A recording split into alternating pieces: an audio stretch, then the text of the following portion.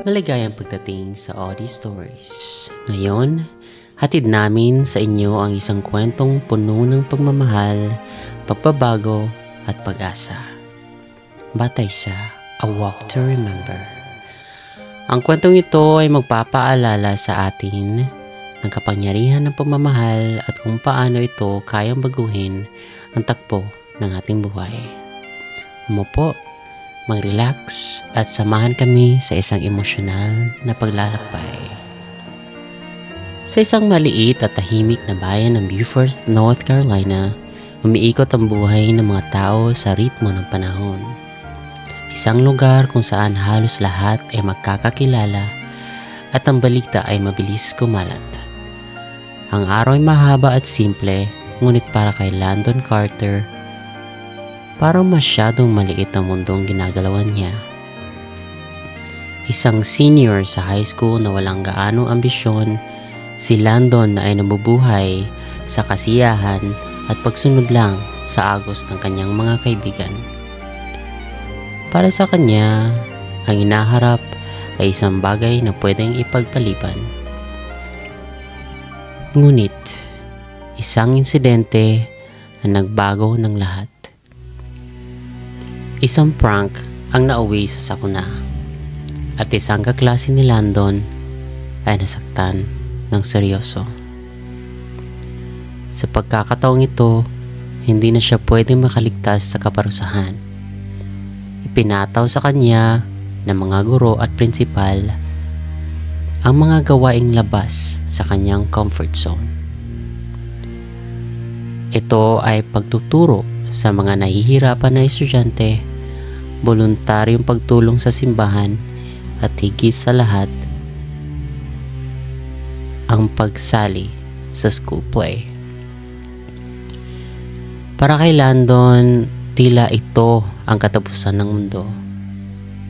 Ngunit sa hindi inaasahang pagkakataon, ito ang mababago sa kanyang buhay.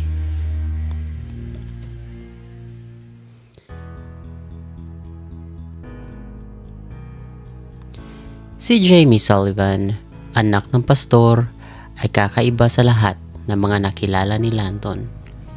Hindi tulad ng ibang estudyante na gustong mapansin, si Jamie ay tahimik at kontento sa kanyang maliit na mundo. Hindi niya pinapansin ang mga uso, ang mga bagay na mahalaga sa iba. Lagi siyang nakasuot ng parehong lumang sweater at may dalang luma niyang Biblia.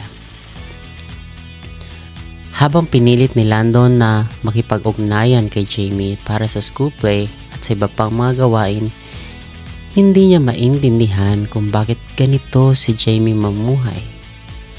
Sa kabila ng lahat ng pang-aasar ng iba, hindi nababahala si Jamie. Sa bawat araw na magkasama sila, unti-unting nakita ni Landon ang tunay na kalakasan ni Jamie. Ang pagiging mabait niya sa lahat, kahit na minsan ay inaasar o binabaliwala siya. Unti-unting nababago si Landon. Sa mga maliliit na bagay, pagiging mas seryoso sa play, mas pagpapahalaga sa mga gawain ng simbahan, nagsisimula siyang makita ang sarili niya sa ibang paraan. Nagsimula siyang magtaka kung ano ang nagbibigay ng lakas kay Jamie na harapin ang araw-araw na may ngiti.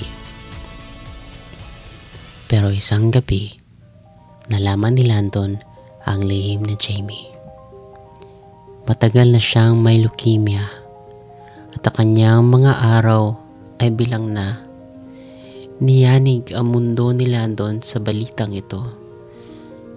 Paano nagagawang ngumiti ng isang taong may ganitong mabigat na dalahin?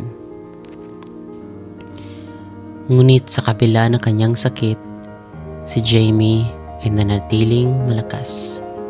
Tinuruan niya si Landon na ang bawat araw ay mahalaga, na ang buhay ay hindi nasusukat sa tagal nito, kundi sa mga mahalagang sandali na binibigay nito. At sa mga huling buwan ng kanyang buhay, si Landon ay nagdesisyon na tuparin ang mga pangarap ni Jamie.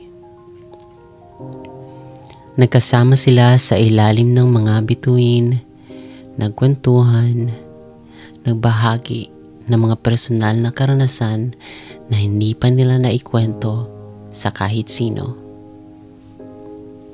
Unti-unti, nahulog ang loob nila sa isa't isa. Hindi ang tipikal na teenage romance, kundi ang isang pagmamahalan na mas malalim at mas totoo. Isa sa mga pangarap ni Jamie ay ang magpakasal. Kahit na alam niyang hindi ito magiging posible dahil sa kanyang sakit. Ngunit para kay Landon, ito ang pagkakataon na ipakita kay Jamie kung gaano siya kamahal. Sa isang simpleng seremonya sa simbahan, ikinasal sila. Isang pangako ng pagmamahalan kahit na alam nilang hindi na magtatagal si Jamie.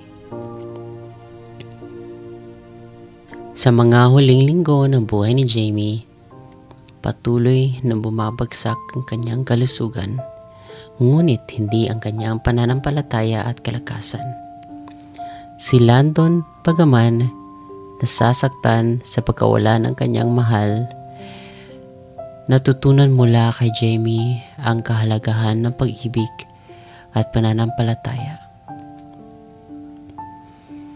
Nang tuluyan na mawala si Jamie, hindi na siya ang dating Landon.